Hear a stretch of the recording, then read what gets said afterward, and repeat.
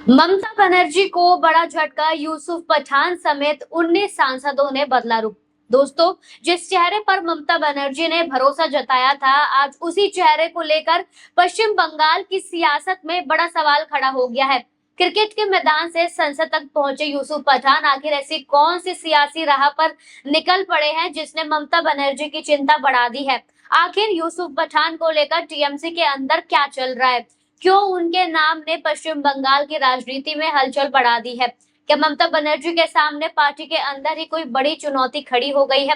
लेकिन सबसे बड़ा सवाल ये है कि आखिर ममता बनर्जी के पार्टी के अंदर ऐसा क्या हुआ कि हालात यहाँ तक पहुंच गए, और क्या यूसुफ पठान का नाम इस पूरे सियासी खेल में सबसे बड़ा ट्विस्ट साबित होने वाला है।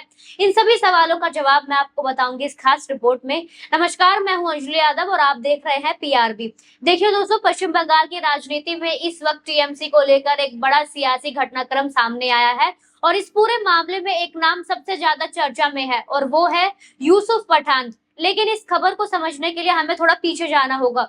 यूसुफ पठान क्रिकेट की दुनिया का जाना पहचाना नाम रहे हैं, जैसा कि आप सभी जानते हैं। जब उन्होंने राजनीति में कदम रखा तो टीएमसी ने उन्हें बड़ी सियासी जिम्मेदारी सौंपी। 2024 के लोकसभा चुनाव में ममता बनर्जी की पार्टी ने यूसुफ पठान को बहरामपुर से अपना उम्मीदवार बनाया। ये सीट इसलिए भी महत्वपूर्ण थी क्योंकि यहाँ लंबे समय से कांग्रेस के दिग्गज नेता अधीर रंजन चौधरी का प्रभाव माना जाता रहा था। लेकिन यहाँ यूसुफ पठान ने जीत दर्ज की और टीएमसी के टिकट पर संसद पहुंचे। यानी ममता बनर्जी ने एक बड़े क्रिकेटर स्टार को राजनीतिक मैदान में उतारा और उन्हें संसद तक पहुंचाया। लेकिन अब इसी यूसुफ पठान का नाम एक ऐसे राजनीतिक घटनाक्रम में सामने आया है जिसने टीएमसी के भीतर हलचल बढ़ा दी है। और अब आते हैं उस रिपोर्ट पर जिसने इस पूरी खबर को बड़ा बना दिया है। पहले आप ये रिपोर्ट देख लीजिए।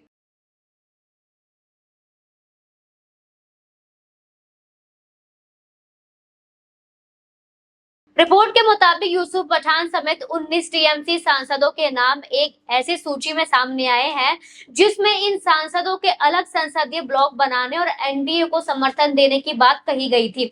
यानी मामला सिर्फ पार्टी के अंदर नाराजगी तक सीमित नहीं था, एक बड़ा संसदीय गुट अलग रास्ते पर जाने की तैयारी में दिखाई दे रहा था और इसी सूची में यूसुफ पठान का नाम भी शामिल था।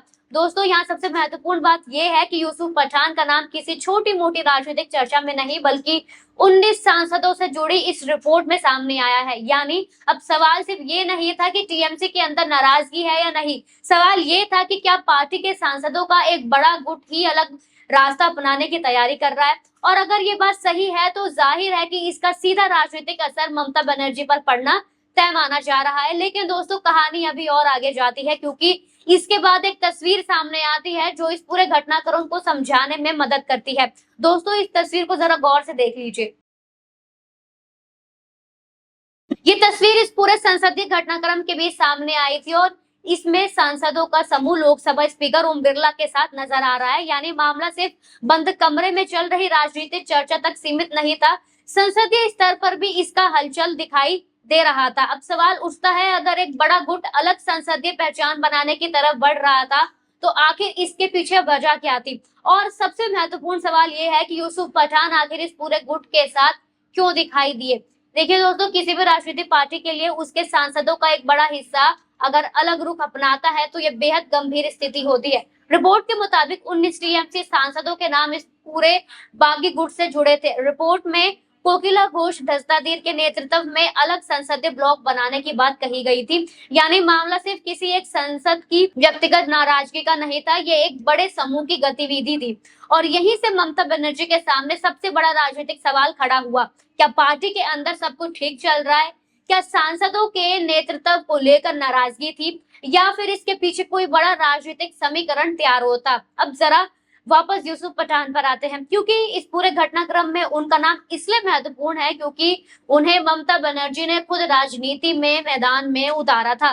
बहरामपुर से उन्हें टिकट दिया था, उन्होंने चुनाव जीता और अब उनका नाम बागी सांसदों के साथ सामने आया है। यही वजह है कि टीएमसी के भीतर और बाहर दोनों जगह सवाल उठने लगे हैं। क्या यूसुफ पठान ने ममता बनर्जी से राजनीतिक दूरी बना ली है, क्या वो पार्टी नेतृत्व के फैसले से असहमत है, या फिर उनके पास इस पूरे घटनाक्रम को लेकर कोई अलग राजनीतिक रणनीति है। इन सवालों का जवाब अभी पूरी तरह साफ नहीं है, लेकिन कहानी का अगला हिस्सा इन सवालों को और दिलचस्प बना देता है। दोस्तों, शुरुआत में जिस घटनाक्रम की बात सामने आई उसमें एनडीए को समर्थन देने की बात कही गई थी, लेकिन कुछ समय बाद यूसुफ पठान को लेकर एक और बड़ी रिपोर्ट सामने आई और ये रिपोर्ट पहली खबर से बिल्कुल अलग तस्वीर जो है दिखाती है। रिपोर्ट में यूसुफ पठान और 2 अन्य सांसदों को लेकर बताया गया कि वो बीजेपी के साथ एनडीए के करीबी रिश्तों को लेकर असहज थे। रिपोर्ट के मुताबिक सांसद एनडीए की बैठकों से दूरी बना रहे थे। पहले आप ये रिपोर्ट को ध्यान से देख लीजिए।